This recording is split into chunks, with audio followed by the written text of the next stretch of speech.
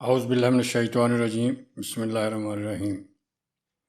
آج کا موضوع پیش خدمت ہے جناب رزق، محنت اور مسلمان۔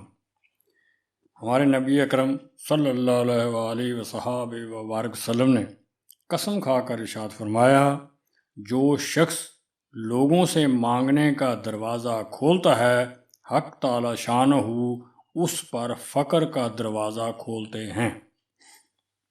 علامہ اقبال رحمۃ اللہ علیہ فرماتے ہیں کہ سوال کرنے سے اجزائے خود ہی پریشان ہو جاتے ہیں، یعنی آدمی کی عزت نفس جاتی رہتی ہے اور جوہر خودی جو اللہ تعالیٰ کی جلوہ گاہ ہے تجلی سے محروم ہو جاتا ہے، یعنی بندہ تائید الہی سے محروم ہو جاتا ہے۔ غیر کا احسان اس کی نگاہ کو پست و ذلیل کر دیتا ہے اور وہ بلند ہمتی سے محروم ہو جاتا ہے۔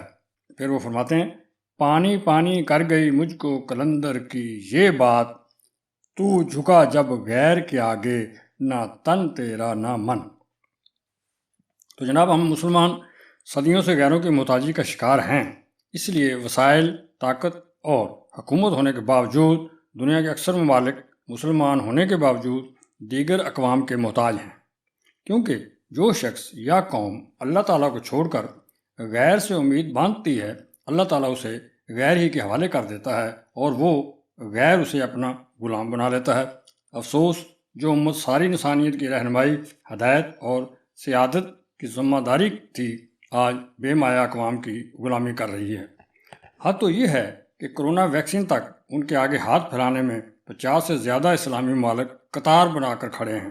کاش ہم جان جاتے کہ اللہ تعالیٰ کے علاوہ کسی سے امید لگانے سے بندہ دنیا و آخرت کی تمام سعادتوں سے محروم ہو جاتا ہے اور منصب آدمیت سے گر جاتا ہے اور پھر خس و خاشاک کی طرح ہو جاتا ہے۔ جب اللہ تعالیٰ کی محبت تمام چیزوں پر غالب آ جاتی ہے تو انسان کا جوہر خود ہی مستحکم ہو جاتا ہے۔ جب اس کی خواہش محبوب کی مرضی کے تابع ہو جاتی ہے تو محبوب حقیقی بھی اس کی ہر چاہت پوری کر دیتا ہے۔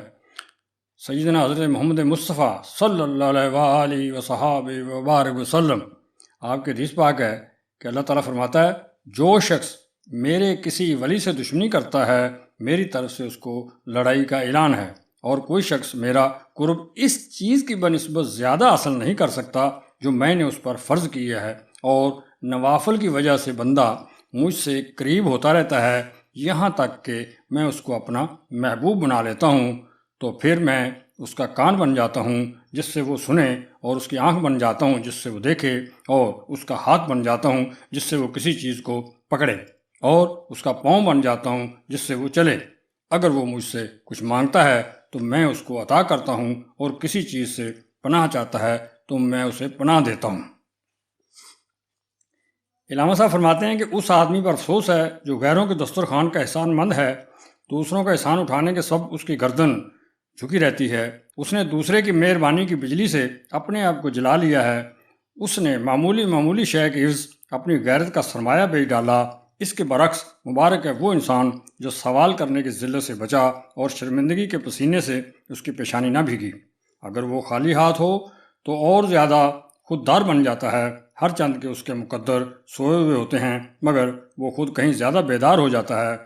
تو خود میں مردانہ غیرت پیدا کر کے اس بلبلے کی طرح ہو جا جس نے سمندر میں رہتے ہوئے بھی اپنا پیالہ اوندا یعنی الٹا کر کے رکھا، یعنی اپنا ہاتھ نہیں پھیلایا۔ حدیث پاک میں ہے کہ نبی اکرم صلی اللہ علیہ وصحابہ وبارک وسلم فرماتے ہیں، محنت و مزدوری کرنے والا شخص اللہ تعالیٰ کا دوست ہے۔ اے شخص، تو ہمت خدا سے مانگ اور آسمان سے الجھ جا، یعنی تقدیر کو خود سنوارو۔ حقیقت یہ ہے کہ جب آدمی اللہ تعالیٰ سے ہمت مانگتا ہے تو اللہ تعالیٰ اسے ہمت عطا فرما دیتے ہیں اور اس کی مدد بھی کرتے ہیں۔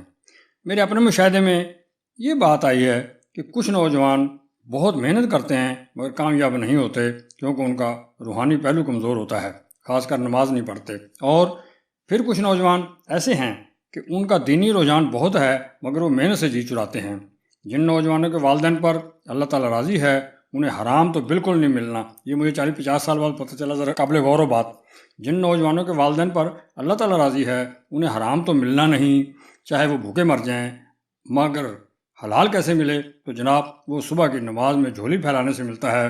میری ذہین نئی نسل کامیاب ضرور ہو سکتی ہے، بس وہ اپنا سونے کا وقت کتوں کے سونے کے وقت سے نہ ملائے۔